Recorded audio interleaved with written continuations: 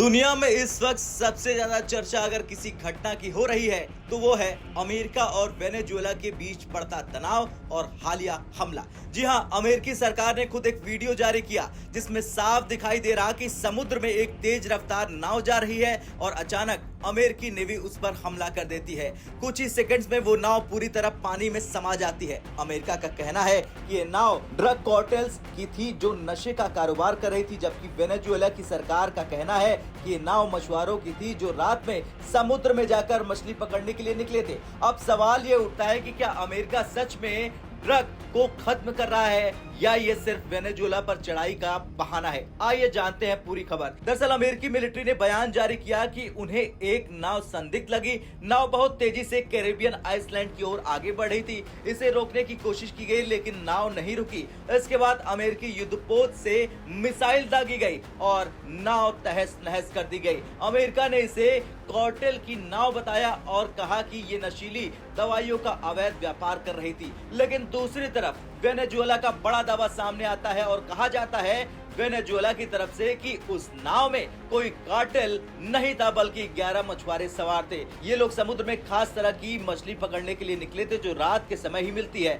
America ने निर्दोष मछुआरों की हत्या की है। वेनेजुएला ने अमेरिका पर आरोप लगाया कि ट्रंप और उनकी सरकार हमले का बहाना ढूंढ रही है। ट्रंप ने पहले ही कहा था कि अगर वो अमेरिका के राष्ट्रपति बन जाते हैं तो वो 2024 के बाद वेनेजुएला का सारा तेल अमेरिका के कब्जे में कर लेंगे। मतलब साफ है कि वेनेजुएला दुनिया के सबसे बड़े तेल भंडार वाला देश है और अमेरिका उस पर नजर गड़ाए बैठा है। लेकिन मुश्किल यह है कि वेनेजुएला अभी अमेरिका को कोई सीधा बहाना नहीं दे रहा, कोई हमला नहीं किया, कोई भड़काऊ बयान नहीं दिया, कोई उकसावे वाली हरकत नहीं की। इसलिए कहा जा रहा है कि अमेरिका खुद बहाना बनाने की कोशिश कर रहा।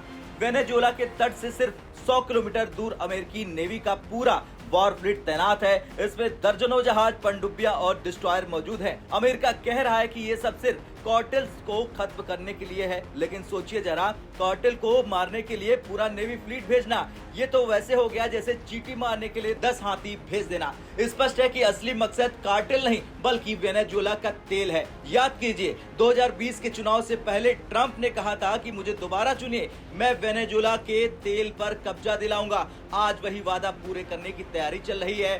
ट्रंप को जनता के सामने कोई बड़ी जीत चाहिए और इसके लिए वेनेजुएला सबसे आसान निशाना है। वेनेजुएला इस वक्त बहुत समझदारी दिखा रहा। अमेरिका ने बोट हमला किया लेकिन वेनेजुएला ने काउंटर अटैक नहीं किया। अमेरिका के खिलाफ कोई बड़ा बयान नहीं दिया क्योंकि वो जानते हैं अमेरिका को सिर्फ एक मौका चाहिए हमला करने का। अगर वे पलटवार करते हैं तो ट्रंप के पास सीधा बहाना हो जाएगा कि देखो वेनेजुएला ने हम पर हमला किया, अब हमें जवाब देना पड़ेगा। अब सबसे बड़ा सवाल कि क्या अमेरिका जल्द ही वेनेजुएला पर हमला करेगा? तो एक्सपर्टों का मानना है कि अमेरिका लगातार माहौल बना रहा, कार्टेल का नाम लेकर बहाना गढ़ रहा और जैसे ही कोई छोटी सी झड़प होती है ट्रंप वेनेजुएला पर चढ़ाई का आदेश दे सकते हैं। अगर ऐसा हुआ तो ये सिर्फ वेनेजुएला का संकट नहीं होगा बल्कि पूरी दुनिया पर असर डालेगा। तेल की कीमतें आसमान छू जाएंगी, ग्लोबल मार्केट हिल जाएगा और एक नया भू राजनीतिक संकट खड़ा हो जाएगा। अब आप सोच रहे होंगे कि भारत को इससे क्या फर्क पड़ेगा?